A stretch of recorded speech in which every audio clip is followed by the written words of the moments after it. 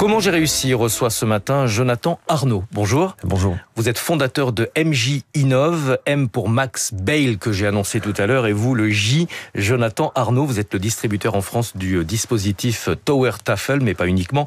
Ça permet de proposer des jeux interactifs pour les personnes âgées ou les personnes en situation de handicap, et de manière plus récente également des jeux pour enfants. Le Tower Tafel, c'est une sorte de vidéoprojecteur qui permet de diffuser sur une table des jeux lumineux. Et c'est un appareil qui a été développé aux Pays-Bas. Pourquoi c'est particulièrement adapté pour les personnes âgées ? En effet, alors en fait c'est parti d'un constat, c'est que les personnes atteintes de maladies neurodégénératives, donc maladie d'Alzheimer ou maladies apparentées, sont souvent des personnes qui, dans un stade avancé de la maladie, sont passives et apathiques, qu'on appelle un des troubles du comportement. Et l'idée justement avec la conception de cet outil, c'était de concevoir un outil qui permette de sortir ces personnes de l'apathie et de la passivité.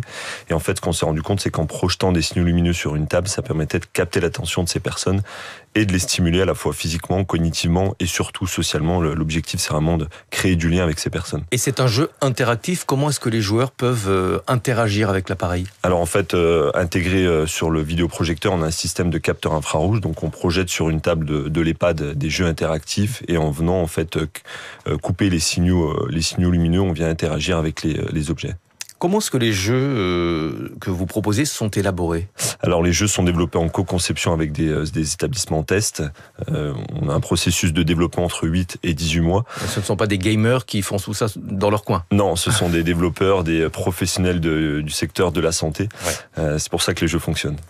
Est-ce que ça permet d'améliorer l'état de santé des patients ? J'imagine que vous avez un retour des établissements qui utilisent ces appareils. Alors en effet, aujourd'hui, nous on équipe à peu près 2500 établissements en France. Alors on ne peut pas forcément dire qu'on a un impact direct sur le ralentissement de la maladie, parce qu'aujourd'hui on peut pas le prouver. Par contre, on a un vrai impact sur la qualité de vie de ces personnes, puisque on va les stimuler, on va interagir avec ces personnes, on va aussi créer des petits moments de bonheur dans leur journée, et ça c'est ce qui est très important pour nous.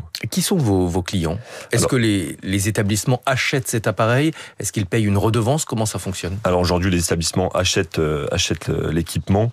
On travaille avec tout le secteur du médico-social, donc principalement tout ce qui touche le grand âge, les EHPAD, les hôpitaux, les accueils de jour, le secteur du handicap, que ce soit les enfants ou l'âge adulte. Ouais. Est-ce que ce type d'activité peut, à votre avis, permettre d'améliorer l'image des EHPAD ? On va pas se mentir, elle n'est parfois pas très positive.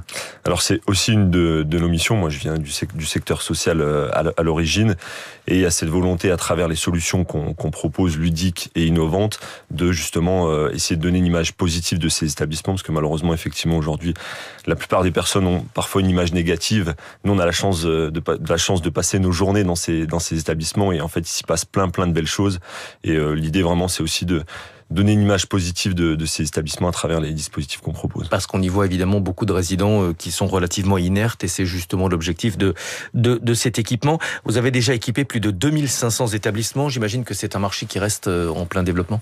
Oui, aujourd'hui on compte à peu près 8000 EHPAD en France, à peu près 7000 établissements qui accueillent des personnes en situation de handicap.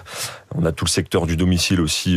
Quand on observe la courbe démographique en France, on a de plus en plus de personnes aussi qui restent à domicile, donc c'est un marché qui est assez important. Vous continuez d'innover, vous êtes venu ce matin avec un autre appareil que vous proposez. Alors évidemment, je vais le décrire puisqu'on est en radio, mais c'est une sorte de soucoupe volante avec 5 gros boutons dessus. À quoi est-ce que ça sert ?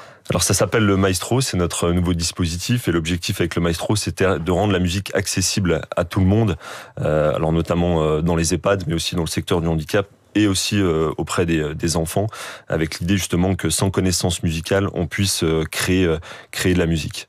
Donc ça s'adresse exactement à la même cible ? À la même cible, et la musique est assez universelle. On touche aussi avec ce dispositif-là les enfants, avec l'idée justement de les sensibiliser à jouer avec de la musique, à travailler sur l'imaginaire, la créativité des enfants. Alors, vous ciblez les personnes âgées, vous ciblez aussi les enfants, ça veut dire que vous allez équiper les écoles de ce type d'appareil ? Alors, on travaille aujourd'hui avec des crèches, avec des écoles effectivement, des écoles de musique, des médiathèques, donc tous les établissements en capacité d'accueillir des enfants.